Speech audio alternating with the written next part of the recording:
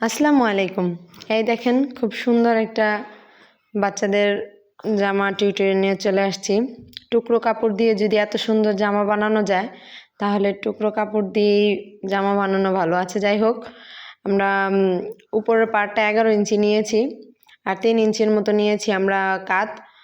এখন আমরা বগলটা নিলাম হলো 4.5 ইঞ্চি আর 3-এর 2 কাটা নিলাম গলা আর কি। পিছনের গলাটাও 2 ইঞ্চি নিয়েছি, নিয়ে নিচে 1 ইঞ্চির মতো ডাউন দিয়ে আমরা এটা কেটে ফেলব। এই দেখেন আমরা এখন কেটে ফেলতেছি। সুন্দর করে বগলটা রাউন্ড দিয়ে দিলাম। দেওয়ার পর আমরা এখন বডিটা 6 ইঞ্চি দিচ্ছি আর 1 ইঞ্চি এক্সট্রা।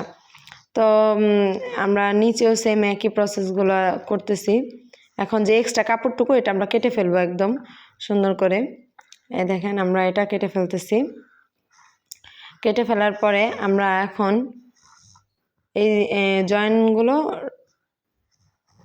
এখন গলাটাও কেটে ফেলবো সুন্দর করে। গলাটা কাটার পর এখন আমাদের কাটাটা শেষ, মাঝখানে জয়েন হবে কেননা টুকরা কাপড়, সেটা তো বুঝতেই পারতেছেন।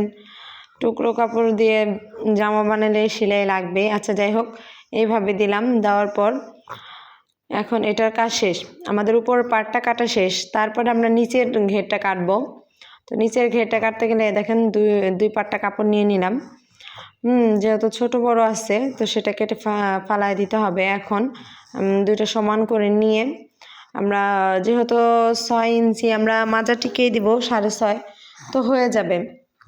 আমরা এখানে কুচি কুচি দিব আর কি।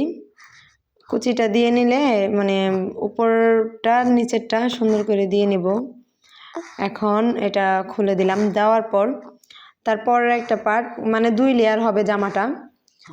2 লেয়ার হবে। এখন আমরা ওইটার থেকে দেখতেই পাচ্ছেন কতটা বেশি আছে।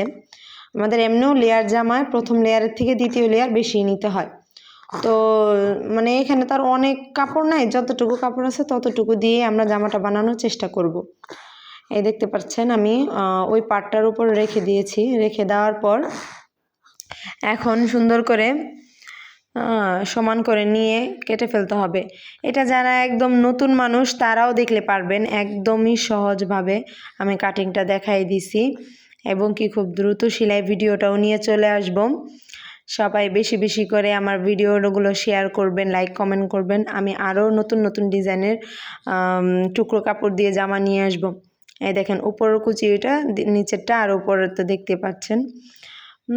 ফাইনাল লুকটা খুবই সুন্দর হবে। এখন আমার কাছে এই যে হ্যাশ কালারের মতো কালার মানে এটার 3 পিসের নিচের অংশটা ছিল, মানে এই অংশটা চাচ্ছি না ফালাই দিই, মানে এটাও একটু ডিজাইন করার চেষ্টা করব।